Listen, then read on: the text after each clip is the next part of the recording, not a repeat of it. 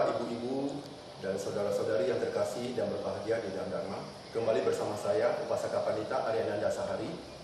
Kita lanjutkan dalam Mutiara Iman. Kita lanjutkan dengan pembahasan tadi. Tadi kami sudah mengatakan bahwa diibaratkan Buddha seorang dokter. Untuk yang pertama adalah dukkha arya sacca. Artinya, kebenaran mulia tentang penderitaan. Kalau itu diibaratkan sebagai dokter, dokter menyatakan bahwa kita ini sakit. Yang kedua adalah kebenaran mulia tentang asal mulanya dukkha atau dukkha samudaya arya sacca. Di sana menyatakan asal mulanya penyakit. Misal penyakit kita apa? Buddha juga memproklamirkan bahwa kita ini sakit. Sakit kita apa? Sakit kita itu dipengaruhi oleh awija dan tanha. Apakah awija itu? Awija itu adalah kebodohan, ya, kegelapan batin, ya, yang menyatakan bahwa kehidupan ini butuh bahagia, ya, konsep kehidupan yang salah. Yang kedua adalah tanha.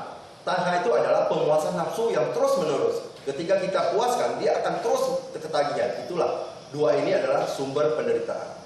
Sumber penderitaan itu adalah sebenarnya adalah ketidakpuasan. Ketidakpuasan kita terhadap kehidupan ini.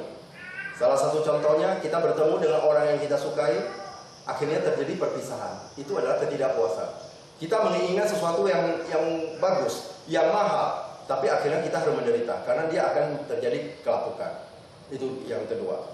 Yang ketiga adalah dukkha nirodha arya sacca. Jadi kalau Buddha mengatakan bahwa itu bisa diakhiri penderitaan tersebut. Kalau kita ibaratkan sebagai dokter, penyakit kita ini bisa disembuhkan.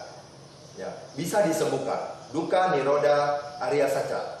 Berarti kebenaran mulia tentang lenyapnya dukkha. Bahwa dukkha ini atau sakit ini bisa disembuhkan. Nah, yang membuat Buddha itu dikenal sampai sekarang itu adalah yang keempat. Keempat adalah dukkha nirodha gamini pada arya sacca. Artinya, kebenaran mulia tentang jalan menuju lenyapnya dukkha. Ini biasa disebut dengan Arya Atangika Magga, atau dalam bahasa Sanskertanya Hasta Arya Magga, atau lebih dikenal dengan Majjhima Patipada, atau yang kita kenal dengan istilah jalan tengah. Nah, pada poin yang keempat ini, kalau kita ibaratkan Buddha ini sebagai seorang dokter, ya, Buddha memberikan satu resep, ya, bahwa yang ketiga penyakit kita bisa sembuh. Nah, yang keempat inilah resepnya, jalan menuju hancurnya atau lenyapnya dukkha itu dengan jalan tengah. Kenapa jalan tengah? Karena Pangeran Siddhartha ini pernah menempuh dua jalan ekstrim. Ekstrim yang pertama ketika lahir sebagai pangeran dan masih tinggal di istana, beliau ini bergemilangan harta, ya, menikmati harta kekayaan orang tuanya di istana yang begitu megahnya. Yang kedua adalah ketika beliau menyiksa diri, ya, di hutan Urwela selama hampir 6 tahun sampai hampir merenggut nyawanya. Jadi dua ekstrim ini akhirnya beliau menemukan satu jalan. Yang dua jalan ekstrim itu yang disebut dengan Majjhima Patipada atau disebut dengan jalan tengah. Kita hidup ini jangan terlalu menyiksa diri. Menyiksa diri artinya ekstrim ke kiri. Dan jangan juga kita terlalu ekstrim ke kanan. Terlalu hidup ke duniawian. Kita harus ada jalan di antara kedua itu. Itulah disebut dengan jalan tengah atau Majjhima Patipada. Jalan tengah ini itu terdiri dari 8. Ya, yang biasa disebut dengan Arya Atangika Magga atau jalan mulia berunsur 8. Yang paling pertama itu adalah pengertian benar. Jadi Buddha menyatakan segala sesuatu kalau didahului dengan pengertian benar, akhirnya itu tidak akan salah. Makanya segala sesuatu yang mau kita kerjakan, kita harus mengerti dulu, mengerti secara benar. Itu yang pertama. Yang kedua itu adalah pikiran benar. Ya, pikiran kita ini harus benar. Dengan pengertian benar, pikiran itu harus benar. Makanya pengertian benar dengan pikiran benar ini disebut dengan kelompok kebijaksanaan. Inilah tujuan tertinggi dari agama Buddha adalah mencapai kebijaksanaan. Yang ketiga adalah sama waca, perkataan benar. Kita berucap yang benar. Ya, artinya kita tidak berucap sesuatu yang tidak bermanfaat atau sesuatu yang kira-kira tidak bermanfaat tetapi bisa menyinggung perasaan orang lain. Ya. Yang keempat adalah perbuatan benar. Kita harus bertindak. Setelah kita berkata benar, kita harus bisa berbuat dengan benar. Berbuat benar adalah berbuat yang bermanfaat buat orang lain. Terus yang kelima, itu adalah mata pencaharian benar. Ini penting. Di dalam agama Buddha, seseorang dikatakan berbuat atau mata pencaharian benar itu adalah tidak menjual senjata yang tujuannya untuk menyakiti makhluk lain, atau menjual daging yang tujuan untuk dikonsumsi orang lain, atau menjual makhluk hidup yang tujuan untuk dikonsumsi. Itu diusahakan untuk dihindari. Yang keenam adalah samawayama.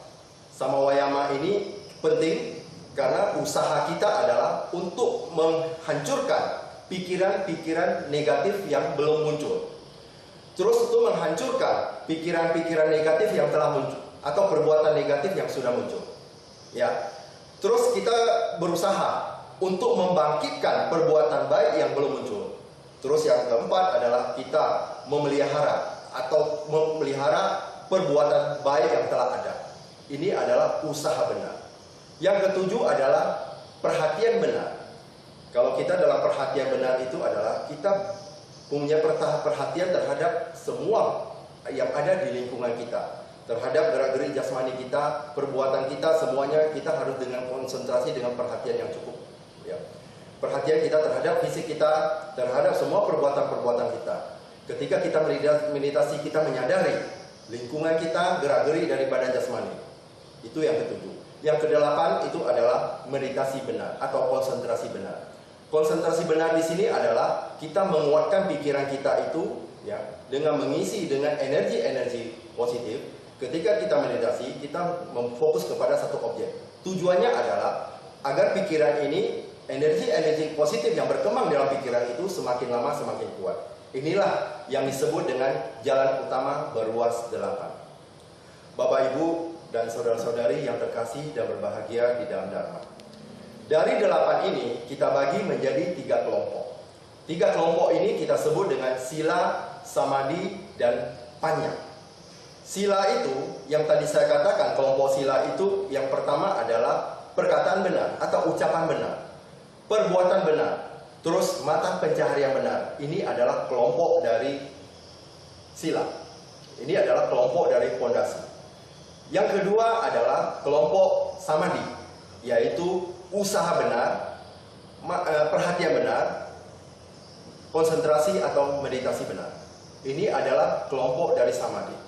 Yang ketiga adalah kelompok dari kebijaksanaan, yaitu pengertian benar dan pikiran benar. Ketika kelompok ini kita sebut dengan sila, samadhi, dan panya.